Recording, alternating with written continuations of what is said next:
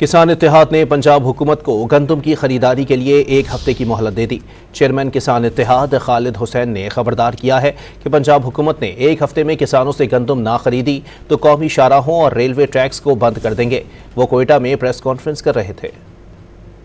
جب ہم پنجاب اسمبلی کی طرف جا رہے تھے جی پی او چوک پہ پہنچے تو